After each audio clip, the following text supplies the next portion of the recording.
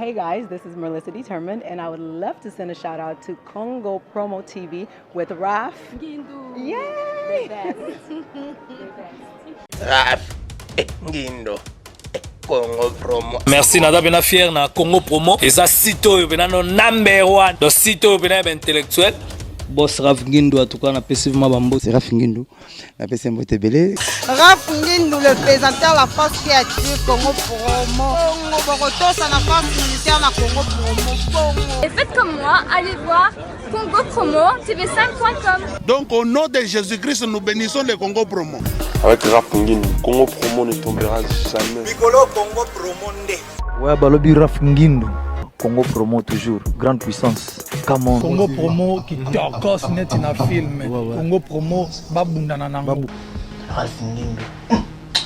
Congo Promo. Wata plus, wata na des boss. Bonjour très chers amis internautes, bienvenue dans votre grande émission qui vous aime beaucoup Babango avec Yves Ipan, Tos, directeur des infos. La seconde level que la série continue toujours dans votre site Congo Promo TV avec les boss américains Raf Ngindu. Merci à toi Resking, les super pour cameraman, les voyants RDC, DM, c'est lui qui donne avec joie. On est allé maloba oyo bibili et le bili biso et voilà. Justement la commune Kimbati qui là où se trouve orphelinat, les amis de la foi et pas puis maman la biso Fifi Luzolo moi la Suisse aye ko sala activité oyo pona ko sunga ba orphelin neti biso boy to za ba orphelin to y awa justement to comme na biso pe awa pona boka moté orphelin papa mais to za la rapper kaka quoi donc to za awa pona ko soutenir musala oyo maman la biso Fifi Luzolo sali na bande ko na biso na pasteur na biso de la foi parce que loko boy faut ko soutenir ango et surtout na bande ko boza libanda ya mboka au jumo loko moi ya ko lata ya ko lia ya ko mela tinda atambongo na yo biso tozolingi musalo ki ne liboso to soutenir maman la biso Fifi Luzolo avec les amis de la foi et ça la bien parce que jusque là il y a seulement 5 enfants au bazar à la kati ya orphelin la biso les amis de la foi tolingi bana ba comme belé tolingi bana baza kimia tala ko zonda kwa kitoko boye uniquement pona bana ya yote mais bana batu mususu pourquoi pas yo po sala ngona ndako sike zali benga na numéro eza affiché soit benga na numéro o maman Fifi Luzolo ko pesa soit ya pasteur de la foi ko pesa et ça la bien pour soutenir musala oyo nzamba lingaka moto apesaka na esengo et puis ozolo na likola mabanga te ozolo na zelo moko lobe ko bota donc voilà merci reste quand il est pas pour cameraman côté surtout sur là déjà na famille et puis famille mobimba to sur là aussi na bandeko et puis bolanda vision ya maman la biso Fifi Luzolo et puis pasteur de la foi c'est parti reste quand ici nous sommes en communication avec toi merci.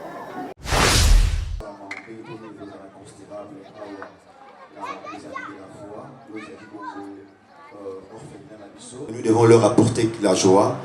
Je crois que sans plus tarder, je m'avais encore invité notre maman présidente Fifi Luzolo juste pour une présentation des amis de la foi et puis que ça un mot de circonstance. Merci, on peut acclamer. Acclamons encore plus fort pour ça. Mesdames, Mesdemoiselles et Messieurs, bonjour.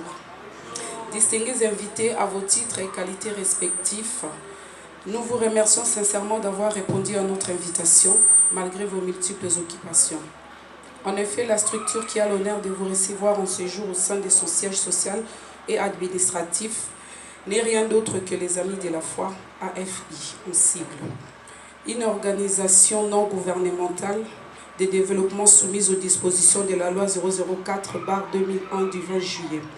Portant dispositions générales applicables aux ASBL et autres établissements d'utilité publique. Elle est constituée en date du 1er novembre 2016 dans le souci de contribuer à la réalisation des actions de développement communautaire visant l'amélioration des conditions de vie des orphelins, des personnes vulnérables ainsi que les filles et mères par la mise en place des orphelinats, centres d'accueil et autres infrastructures sociales de base pour l'encadrement des orphelins et des personnes sans abri. L'assistance aux réfugiés et déplacés de guerre ou de catastrophes naturelles. La création de centres de formation professionnelle, le soutien de toutes les actions du pouvoir public, organismes et associations visant le bien-être et la protection des personnes mentionnées dans les présents statuts. La promotion de la femme et du genre, la recherche de familles d'accueil pour adoption des enfants orphelins, l'organisation de formations, séminaires et séances d'appui conseil. Et ces interventions seront réalisées en premier lieu dans la commune Kimbanseke, qui est la commune pilote, et les autres communes suivront après, toujours dans les soucis d'avoir un monde juste et équilibré. Moi, je dirais un monde meilleur. Ainsi, nous sollicitons les concours ou assistances de tout le monde, et en particulier celui des autorités municipales pour le progrès de notre structure, soucieuse des orphelins et des personnes vulnérables de notre commune. L'occasion étant favorable, nous vous dévoilons déjà notre première réalisation qui est l'encadrement des orphelins à travers cet orphelinat que nous aurons toute l'occasion de visiter bientôt. Car la Bible déclare, celui qui donne aux orphelins prête à Dieu. En mon nom propre, je remercie tous les membres des organes qui ont contribué à la réalisation de cette activité et aussi les autorités qui ont facilité l'obtention des divers documents. Encore une fois, je vous remercie et bonne journée. De la population du quartier Salongo et au mien propre, Maman Luzolo et tous vos membres, nous vous présentons nos vifs remerciements et nos félicitations de l'acte combien louable que vous venez de poser dans notre quartier. Le quartier Salongo aujourd'hui est honoré d'être bénéficiaire d'un centre d'orphelinat qui n'a jamais existé depuis sa création jusqu'à ce jour. Alors maman, que le bon Dieu vous assiste. Vous assiste dans l'accomplissement de votre nouvelle tâche. Donc, nous disons seulement maman, merci beaucoup. Les quartiers, la commune de Kimbanseke compte au moins 46 quartiers. Mais vous avez songé de venir dans le quartier Salon, maman. Topesio, merci beaucoup. Madame la présidente, les amis de la foi, mesdames et messieurs, distingués invités, tout en vous remerciant d'abord d'avoir accepté d'assister à cette cérémonie du lancement officiel des activités de l'ONG, les Amis de la foi. Au nom du bourgmestre de la commune de Kimbanseke, le professeur Edouard Katembo Nukake, qui a bien voulu répondre à cette invitation. Juste ce matin même, il a appelé le chef de quartier pour confirmer qu'il devrait être présent ici pour honorer justement cette initiative de Maman Fifi Luzolo. Mais, à la dernière minute, il a reçu un appel de l'autorité provinciale pour inaugurer le poste de la station SDL ici au quartier Sakombi. Donc il va desservir tout l'est de la capitale en courant électrique. Donc il s'agit de soutirer le courant qui viendra de Inga vers le poste qui se trouve ici au quartier Sakombi, l'un des 46 quartiers de la commune de Kimbanseke. Donc il était obligé juste d'aller là-bas accueillir l'autorité, mais n'en déplaise, il est présent. Il m'a chargé justement de commencer par d'abord féliciter Madame la Présidente Fifi Luzolo pour cette initiative combien louable qui va soulager justement les personnes démunies de notre communauté. Il m'a demandé que l'assistance puisse adresser des applaudissements à l'endroit de Maman Fifi. C'est au nom du bourgmestre. Et puis, vous méritez bien, Madame, ces applaudissements, car vous avez songé à des personnes démunies, à des personnes qui ont besoin vraiment du secours. Comme l'a dit le modérateur, c'est lui que... Je dis, la religion pure et sans tache devant Dieu consiste à visiter les orphelins et le veuve dans leurs afflictions. Ok.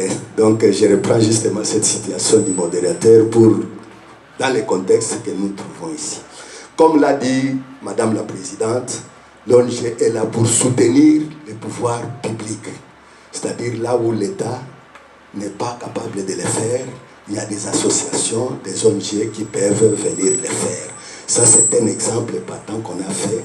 Donc, la porte du bourgmestre vous est grandement ouverte, madame. Donc, à tout ce que vous ferez, soyez sûrs que vous aurez l'appui du bourgmestre, le soutien total pour tout ce que vous allez entreprendre à travers les chefs de quartier. Il a voulu vous voir personnellement parce que ce sont des cas vraiment très rares quand on change au procès de Mini. Mais qu'à cela ne tienne, peut-être vous aurez l'occasion d'aller à la maison communale pour les voir, pour qu'ils puissent parler avec vous-même. Cela étant, je m'adresse aussi également aux membres qui vont accompagner Madame dans son œuvre, de donner le meilleur d'eux-mêmes, les membres de tous les organes, parce qu'elle peut ne pas être là, mais vous allez l'accompagner dans sa lourde tâche pour mettre d'abord l'intérêt supérieur des orphelins. Je vous remercie. Vraiment encore plus fort, que nous les fassions quand même, qui s'approche aya awa na litra, après ça impression par rapport à où est le bami awa, tant que papa nabiso entre Pierre azo poussana, tozo beta maboko, nako bakisa comme marteler justement ce qui était dit déjà. Merci.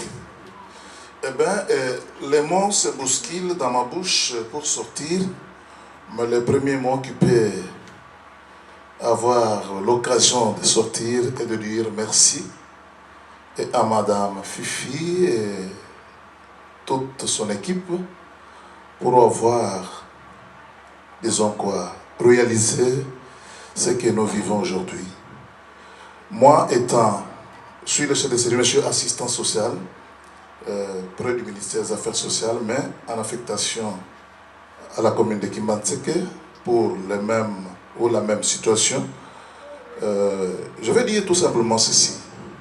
L'orphelinat est là pour les orphelins, pas seulement pour les orphelins, c'est pour aussi les enfants abandonnés. Étant donné que les amis de la foi ont songé à ces groupes, de gens que nous appelons les groupes vulnérables, c'est une bonne chose. C'est une bonne chose quand on pense à ce genre de personnes. C'est un travail noble, d'où il faut le faire avec beaucoup d'intelligence, beaucoup d'amour et beaucoup d'affection. Parce que vous allez en avoir de toutes sortes. Sur ce, si vous n'avez pas l'amour, et ceux qui vont pouvoir aussi s'occuper de ces enfants doivent avoir l'amour parce que c'est une vocation.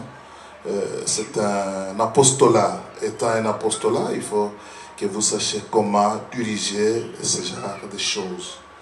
Et être aussi, avoir un œil ouvert dans ce genre de choses, surtout les enfants. Quel type d'enfant, quel genre d'enfant que nous pouvons avoir pour pouvoir soutenir. Même si nous assistons les orphelins, il y a les orphelins et il y a aussi les orphelins.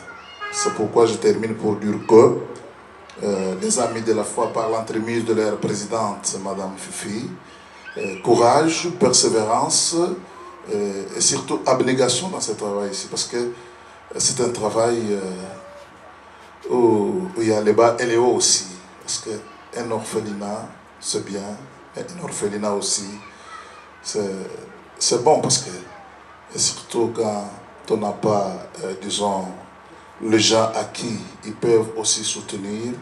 C'est pourquoi vous voyez ces derniers temps les orphelinats, les centres d'hébergement, les centres d'accueil sont au rabais. Pourquoi? Parce que nous sommes au Congo, mais faites en sorte que cela soit relevé pour que notre pays, notre quartier, notre commune soit vraiment aux zéniths.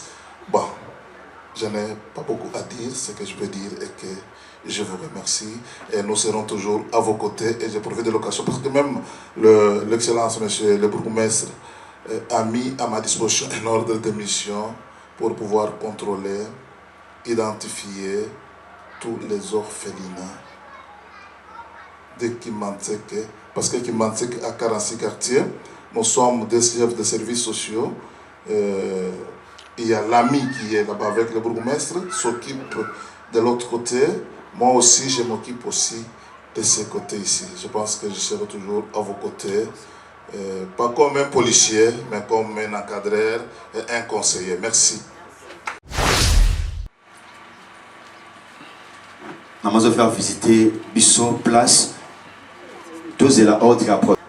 crois que aux Zoabatu, aux Bana, aux Bana, aux Babota, la famille, au sein de sa maman, aussi dans mon beau, sur le temps, si vous mettez ma note, les appels pas si vous n'avez pas. Je crois que l'équipe d'action technique, elle est déjà prête à balancer l'émission pendant que va continuer, mais sinon, c'est la vie de la foi.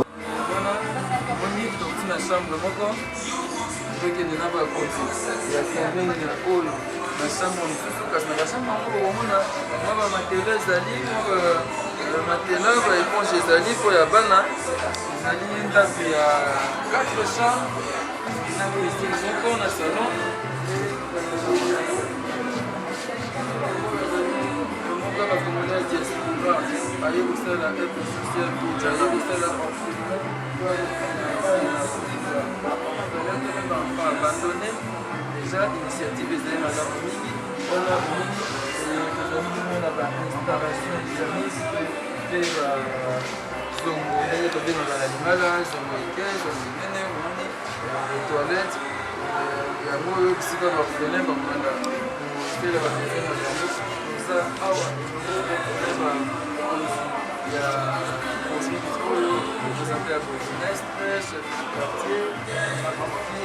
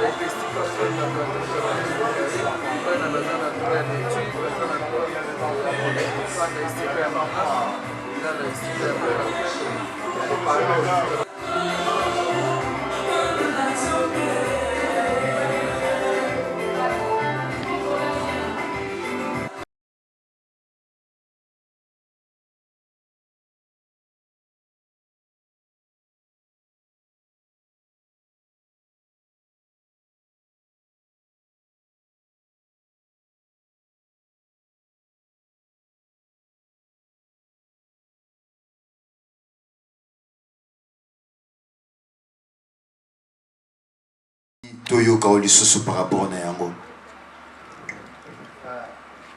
Encore bonjour et merci. Naza vraiment na mingi ya kolobate, je dirais tout simplement que c'est quelque chose que Dieu m'a mis à cœur depuis 2005. Depuis 2005, Dieu m'a mis ça à cœur d'aider les orphelins suite au décès de ma sœur qui est partie trop tôt, je dirais. Et je me posais la question pendant mon deuil, je me disais pourquoi elle est partie. Elle n'a même pas laissé d'enfant.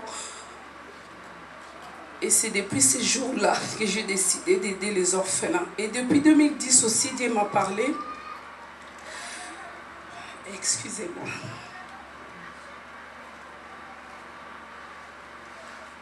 Dieu m'a parlé.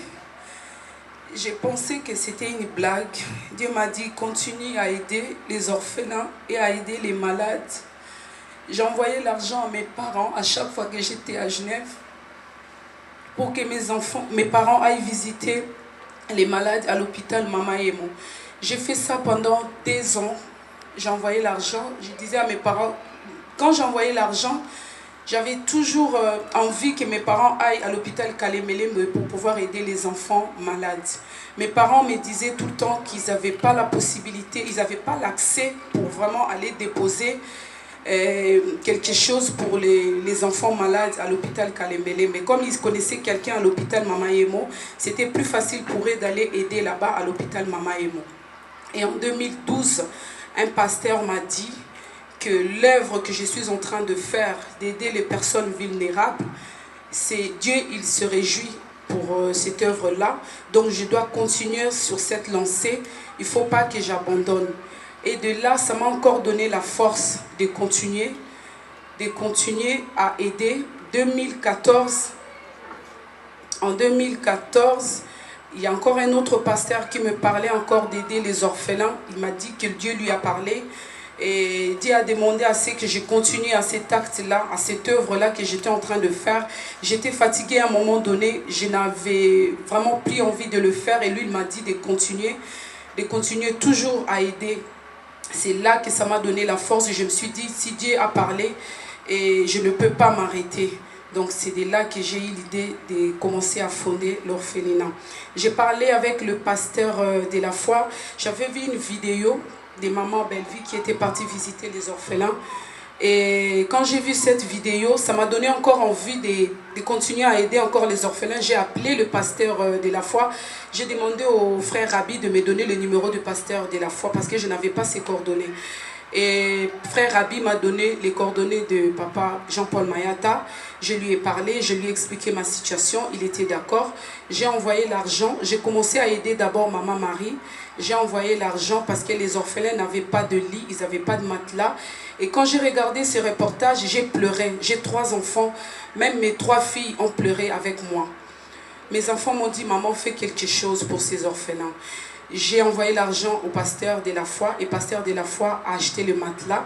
Il est allé déposer à l'orphelinat de maman Marie. C'est depuis ce jour-là que j'ai pris la décision moi-même d'avoir mes propres enfants. Parce que Dieu m'avait mis à cœur d'avoir 5 enfants.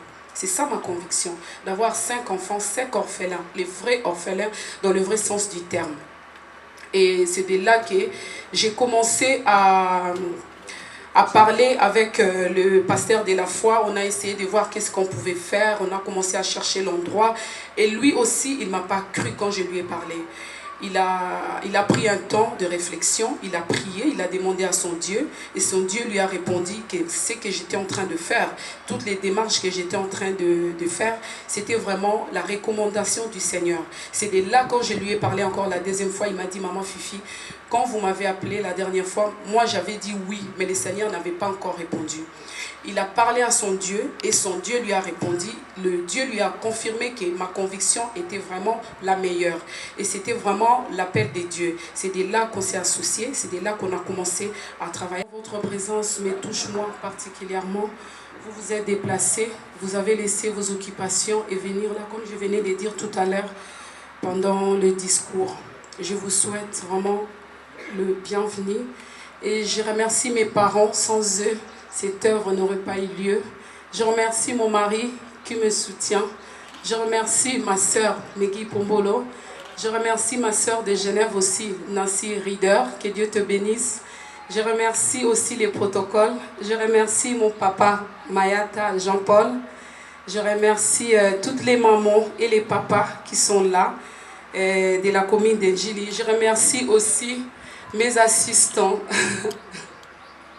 Que Dieu vous bénisse, que l'Éternel se souvienne de vous. Sans vous, on ne serait pas là aujourd'hui. Vraiment, je vous remercie de tous les efforts que vous avez fournis. Que le Seigneur se souvienne de vous. Merci beaucoup. Je vous souhaite encore un bon appétit et je demanderai en premier lieu les autorités qu'ils puissent déjà s'y servir. Merci.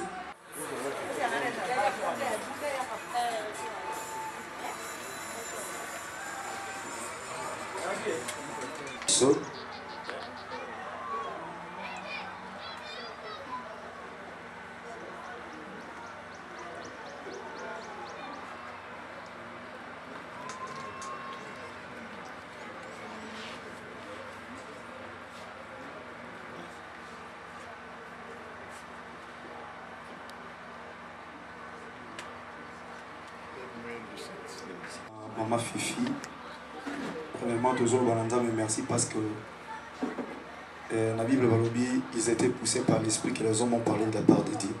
Donc, elle était aussi poussée par l'esprit. Et on pensait à l'orphelin, à la veuve. Je crois que dans le loko, dans l'église, ils ont que belé, dans la famille, dans la union, surtout dans insiste à la Bananzame et Basalanzame.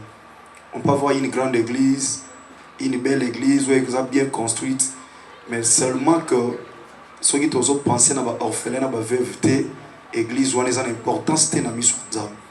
Par preuve, toutes les églises, tout dans la Bible, dans Jacques chapitre 1, verset 27, la région pure et sans tache devant de notre Père consiste à visiter les orphelins et les veuves. Donc ce qui veut dire, église où ils ont visité l'orphelinat ba vérité, c'est que la religion impure. Là où il y a l'impurité, c'est que veut dire là où Dieu n'existe pas. Même si le miracle est salama, mais ça montre que Nzamba zate. Raison pour laquelle je dis merci à Nzambe, merci à maman Fifi Luzolo, au Nzamba Pesa qui est vision wana, je crois pour l'année n'engé à hauteur koloba awa, à salamote pour un intérêt, les parents baza présents, bayebi, et là j'ai commencé à aider à soutenir les gens depuis longtemps.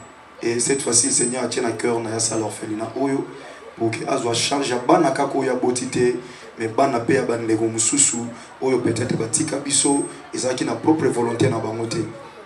Donc merci na maman Fifi Luzolo et merci na bandeko nyonso bako kanisa ko encourager pour na ba idée o azaki nango lelo et se réaliser.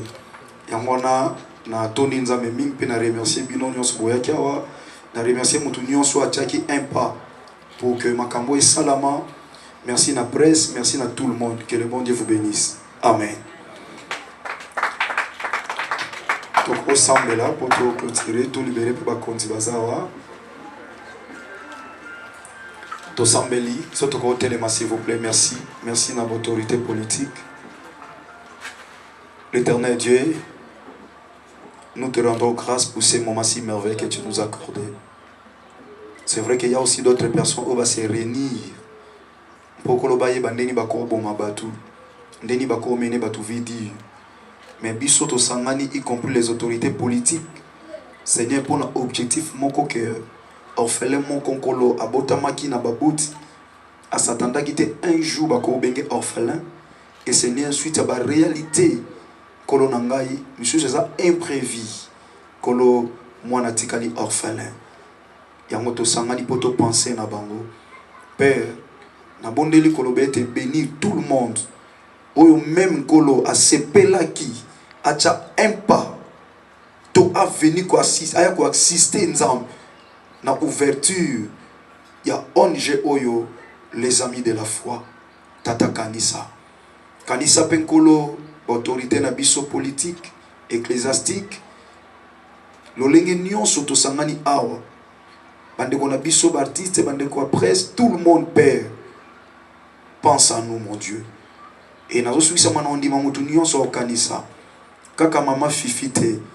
Koloko tala ete makanisa mama fifi na ko me mapeta lipa na tiki la orphelin moko poza la malam même tant mama fifi ko iko zanga kolo yo zanga te ko kanisa yi. Na zongi na Bible na moni osala likolo na si. Tout ce que nous en avons Seigneur t'appartient, ça vient de toi.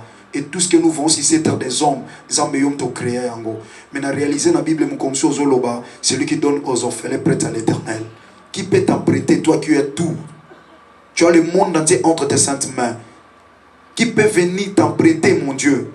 Mais tu as voulu tout simplement valoriser un orphelin en disant celui qui donne aux orphelins prête à l'Éternel. Père, si quand nous sommes au salamalon pour des orphelins, Yozwa Nyongo. Mon qu'il a été foutu, nous sommes contentés. Mais quand toi, l'Éternel Dieu, tu payes, au foot abisso de là, il y a auto sali. Pambola manatina na nyonso eleki awa.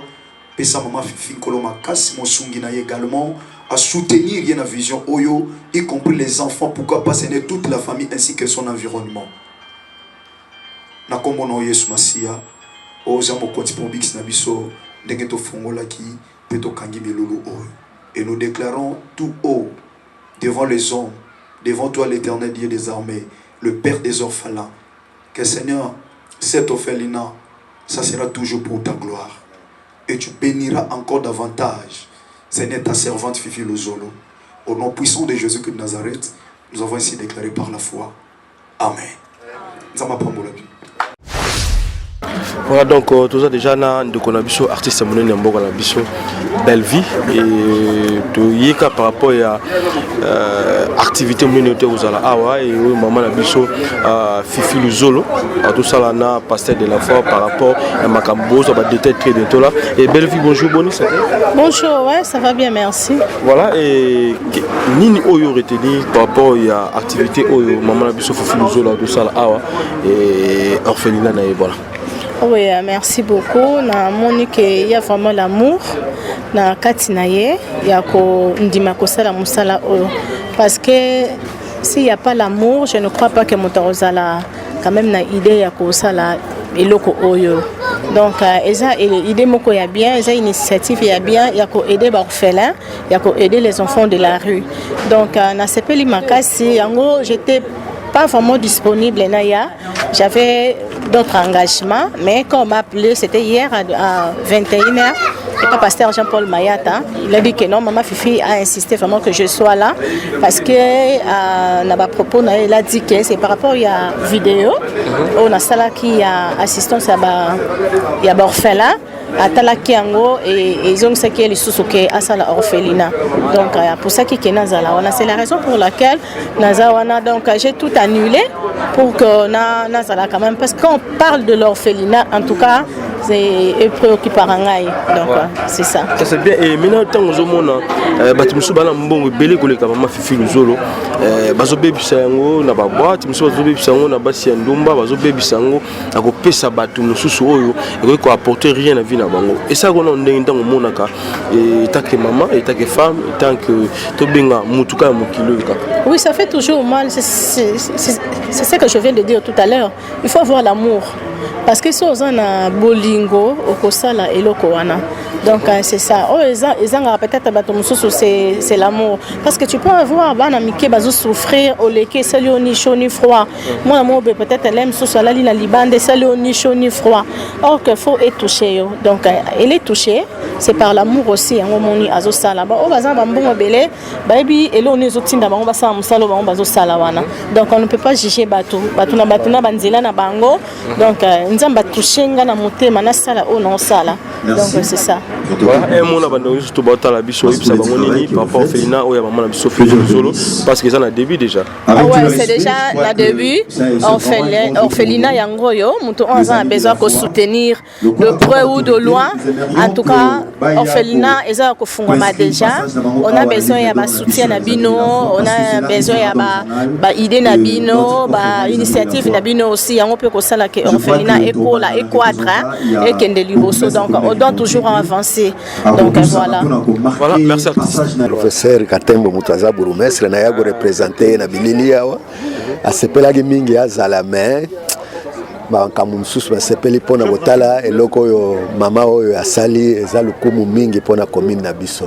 D'ailleurs, chef de quartier à Salongo Lobigue, c'est la première fois orphelinat au ezali ba quartier onyo so eza pembeni awa mutu akanisi eloko wana ezaye. Eloko pesinga pe mwa pasi ndenga zoloba penza donc eza eloko penza ya bolingo do ya motema na ye asali yango penza po asalisa ba orphelin na nani wana en tout cas to sepeli mingi na eloko oyo to ko sala pe tout ko salisa ye kaka ye moko te même biso na niveau commune soki eloko akolia obenini to ko banda ko ya ko tika wa pe po esalisa ba orphelin wana. Merci beaucoup. Ndenge on lobby vraiment c'est on makasi. Ben na lobby ngwa que ezambala yambo au quartier Salongo. Obina kimbanse que quartier ya yambo. Na ba quartier ni sa quartier Salongo. Ah, ya on déjà quartier de Bosso o isala makata ko kimbanse. Mbala yambo pe ezwa orphelinat ilo mutuya. Elo moko za na cadre social otolukaka mingi benzaba sali que mama Fifi nzamba toucher mutema na ye ayo ko sala ilo ko na kata quartier na biso. Vraiment ils ont mingi nzamba pambola donc to sibi makasi. Voilà, est-ce que bana pe bayaka kotika ekomitika kuna est-ce que ba parents musu pe baka kotika bana bongo na kati ya quartier na yo? Effectivement tozwaka bakawa na mingi mais surtout aussi tutina mingi na commune pas bourgmestre atindi bana na affaire sociale. Bakande za kibele vina to ça tozwa mingi musu mona baboki mwana pas ya wuti to yebite to mener banquette après 3 jours to moni mutu moko se présenter à l'ité to tini na niveau ya commune ya bakamoko fréquent à niveau quartier Salongo. Voilà, et mon abandon sur la biso ya commune Kimbati surtout ba o baza libanda ya mboka oyibisa bango nini par rapport ya eloko mama Fifi Luzolo sali.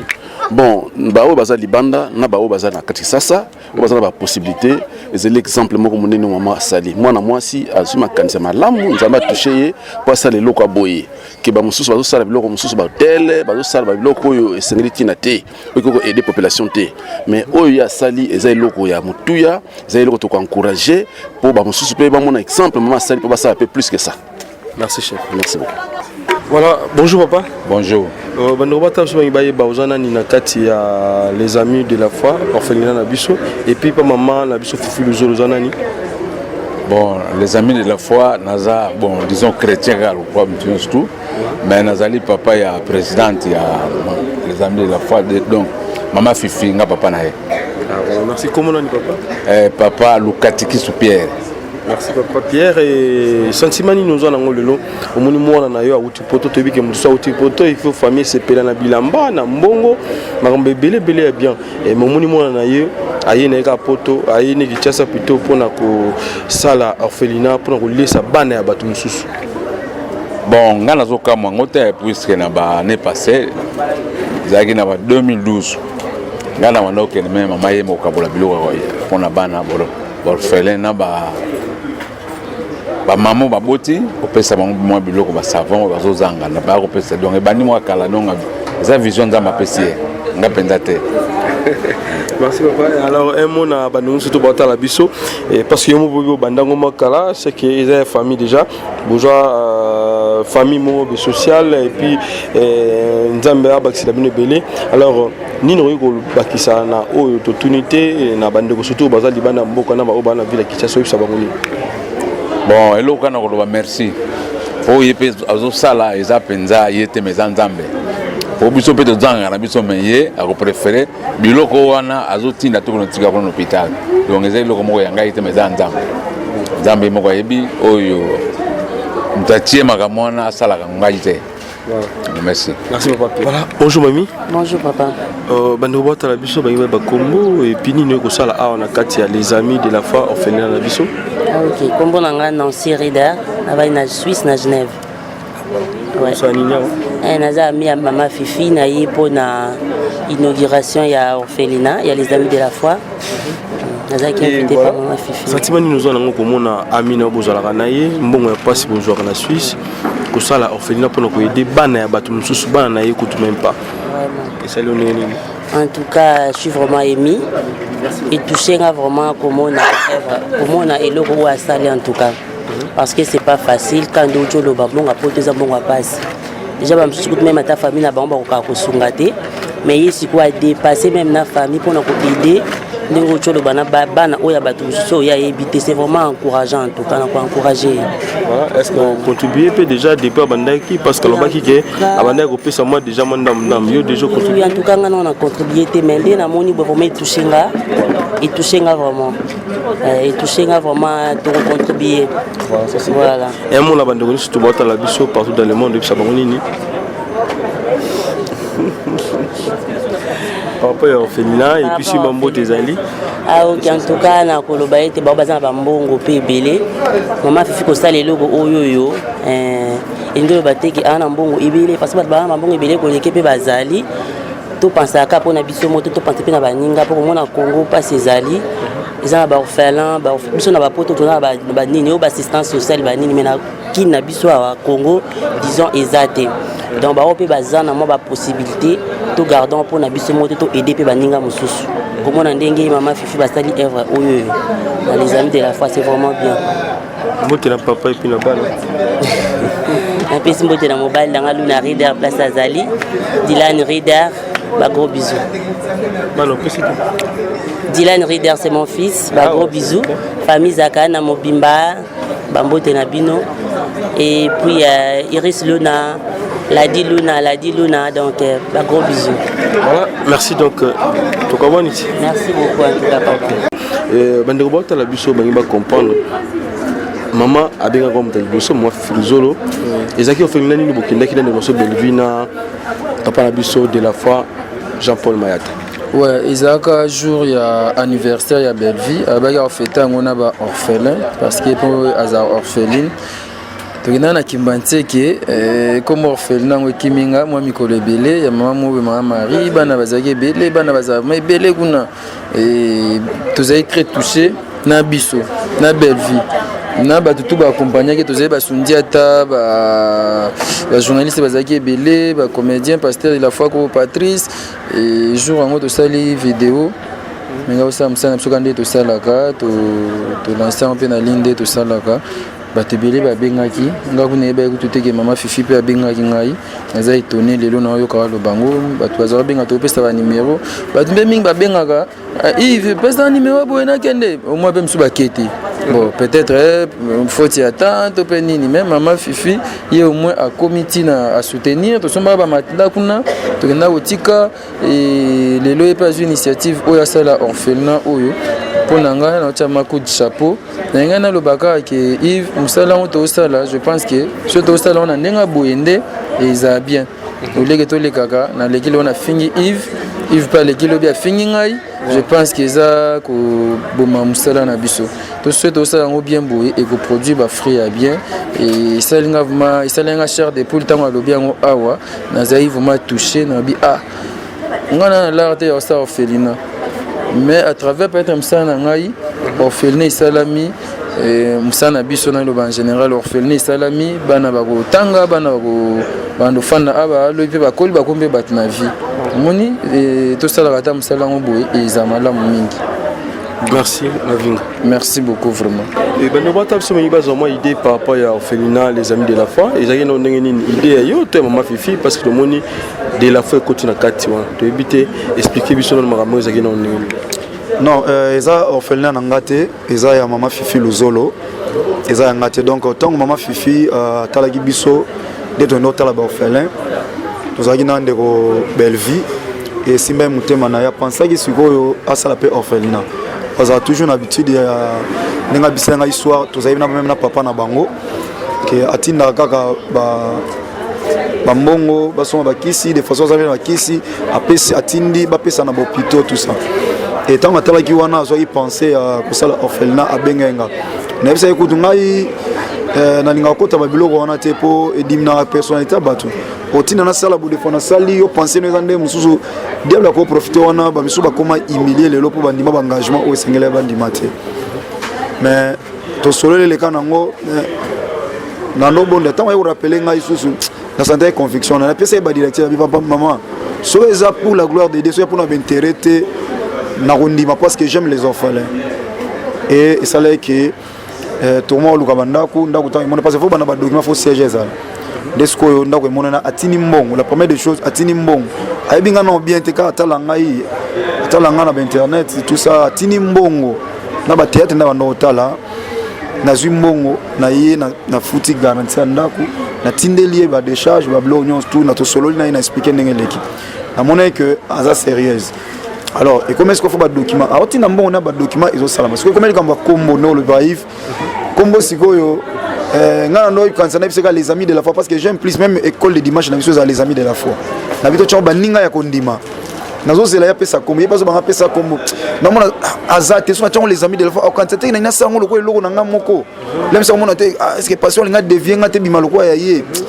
Siko nzamba nzambe a confondre penser nanga.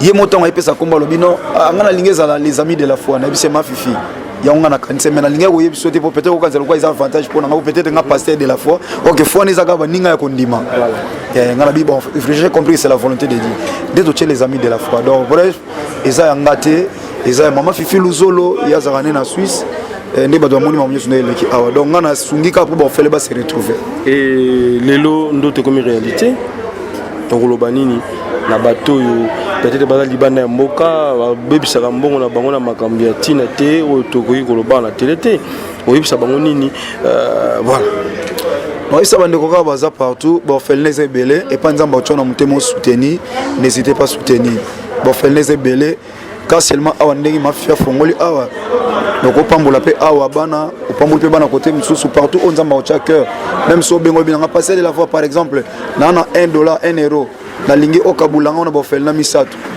ngana osala pour ndenge yo tindi penza mbazo mona na osala ndi bande obele batindi la pe batumbona bofela mususu ndezo ba mama Marie na kendaka na pesi téléphone solo la mama lobani montant bongo zui pour ko garder ka crédibilité pour elamba so zui tâche ko somba javel sokolion mais babilo so zui tâche mobulu et pourquoi linga ka kaizala na commune Kimbantika ou ba commune Zebele et aussi orphelinat na biso na bana combien déjà oyo baza na 4 ya déjà aza bana 5 parce que ya kozona en charge à 5 enfants nde atala la longue sonza ma bénir mais début bazana bango 5 bona imbanze koto parce que les gens moi milemo un peu reculé donc on a pas souka penza boye ko bana bazate koto bar musique ezobeta koto nous voulons que les enfants bazana pena éducation moko boye ba ko na loba nzambe na crainte nzambe et je crois que les amala mais on tolinga na milemo za pe isolé pour ba so formation autolito pesa bango na bonzambe pe na notion savoir vivre. Voilà, merci. Donc on a ba chrétien l'église corps de Christ mon ba otala biso partout dans le monde et surtout na ba o baza vraiment libana mboka o ça bango nini papa Yves Nolbaba nzambe nzamba sa biso bolamu to banga nzambe to tambola na banga nzambe to sala bolamu to sa o bible zoloba même orphelin o izaka to sa loba nzambe na lobango version boko kanga na mutu pona libela Jacques chapitre 1 verset 27 la religion pure et sans tache de notre Père consiste à visiter les orphelins et les veuves dans leurs afflictions.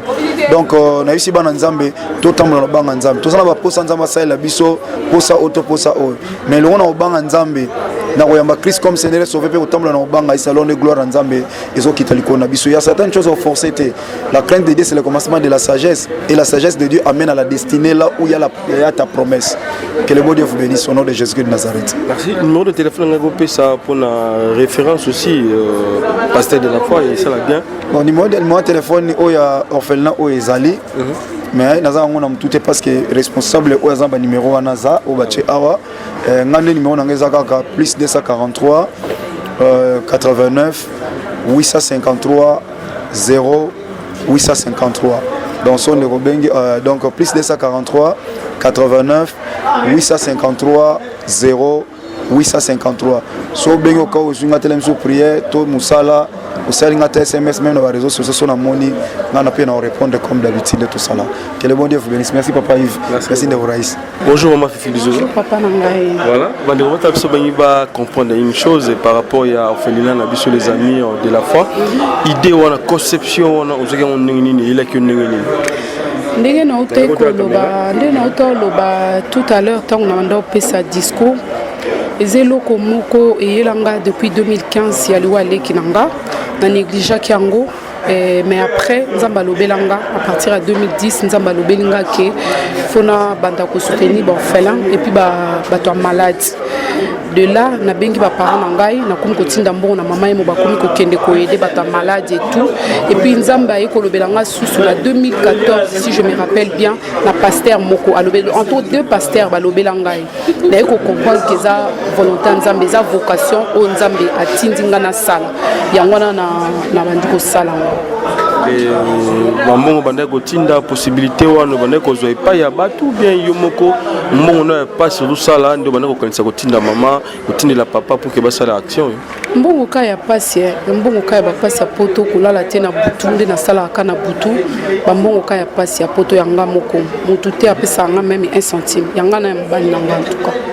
Voilà, les lots ont déjà orphelinat à M. Bandi et 5 enfants déjà baza awa et pourquoi nous avons 5 wana et look na commune qui batika bandeko baza na bana ya orphelin et belé aux 8 à 5 pourquoi eza conviction nzamba tianga eza conviction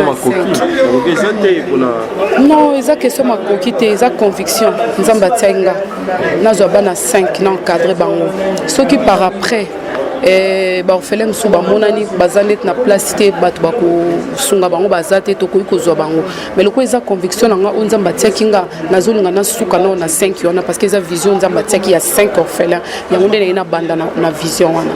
Voilà. Et est-ce que ça la bateau doit soutenir Yopé dans le monde éviter parce que bateau va monter le Cameroun dans le monde bien intérêt éviter aux gens la vision que lobby va miner les mots dans la ciment lobby au sommet avion au sommet mituka on a évité ngauna yeba ki kutuma kambote donc nayebi te nazokaka ke fo bimisa papier boy fo sala boy fo zonga boy fo sala boy nayeba ki kutu te pa pour commencer nga na bandai kaka ko aider nga posa na ngeza na aider lobi nango nzambe muto ayebi nazata na mundele moko te aza sima na nga azo edenga nazata na congolais moko te aza na sima na nga azo edenga eza kaka mokio tozozwa nga na mobali na nga muto azo soutenir nga na œuvre oyo nazo se lancer nango nasali yango te pour na koma na ba millions non naza juste na motema wana ya ko aider motema nzamba tianga à cœur vraiment na aider yango moninga nazo aider. Mon abandon nous surtout dans la Suisse et pas puis mauvais à Katiazali Kaba on le chapelle de Genève de Conapso José de Londres hein donc merci Yipsa Bango moi liloba suka pour la bande de Koba négligé Kaba orphelin au bakena bois comme bon et pas puis et que zongi ça à retour à rien et mais yo penser dans les locaux. Et ça aussi, comme ça, surtout comme on a place où il y a ma big robot dans le hôtel, ça va on est c'est notre combat là. Nangine sabango kaka ke mufuti malamu eza nzambe. Parce que ce qu'au déficit nzambe, okozwa vraiment récompense à bien. Parce que nzambe futara très bien. Muto malamu ami fidèle o ko décevoir yote na acte zo sala ezaka nzambe. Donc nangina ebisa bandeko nanga basi pe mibali o nyonso ba oza toucher na Olanda reportage oyo ba ko soutenir biso na œuvre o tozo sala. Parce que liboko moko esukolaka elongité. Nazo remercier déjà ninga nanga tozane na Suisse Ani Lima parce que aida kinga pesa nga pe bilamba bana yango na ye na weza na chambre. Merci maman Ani Lima. Nazo pesa sou merci na maman Masakuba, la femme du patron, Azana na monté. Donc nazo pesa penza ba merci et belé place Azali nzamba pambola parce que papa pesa nga pe bilamba pe ya bana pona na ya ko pesa awa. Donc voilà, on remercie les sous maman l'a dit Pedro, il pas soutenir nga mingi na œuvre oya ba orphelin en sachant que yé moko pe azana bana ba orphelin. Papa Roger azay président na ngai auto tika biso récemment. Donc nazo pesa vraiment maman l'a dit mbote belé, nazo pesa pe maman Nancy mbote belé, Nancy Reader aussi mtaye awa, nazo pesa mbote, na pesa pe copine nga Megi tozaki na Suisse na Zurich, mais mikolo azana nu awa. Na pesa ba mbote belé vraiment. Nzamba pambola bango vraiment pe ba collègue nga misala baza mindele ba pesa nga babilamba même si na lobi na lingala ba oyoka te. Donc voilà quoi. Et numéro de téléphone bande connu surtout bazali banda pe ba ko sala loka ba mala biso Pedro basali loka Masaku bande basali pesa numéro na yo ya Suisse et ceux qui na WhatsApp bande comme pe bana ba Londres na ba Paris na ba Belgique ba ko benga na ba Canada même. Numéro nanga eza 0041 76 363 22 36. On répété 0041 76 pour la français 76 363 22 36. Ou à quoi il faut contacter les gens WhatsApp, les gens Viber. So ba lingi bazonga na Facebook nanga Fifi Luzolo. Voilà, Oiza Congo Promo TV bandeko o balingi baye bayo vraiment bien ba tunes que maman Fifi Luzolo za chrétienne solo au sambe na Disney. Nasambelaka na mission évangélique protestante à Châtelaine na Genève et papa nangai Martin Yongo et puis pas papa nangai Philippe Nkana bango ndem to bamoninga na koli bango bayebi musala oyo bayebi donc ti bamona ngana ba image ba oza étonné parce que vision o bango bayebi nazo faire partir na ba partenaire ya église to soutenir quand même musala nzambe naza présidente ya ba partenaire na kati église ya mission évangélique protestante à Châtelaine. Voilà. Merci, gloire à Dieu. Merci.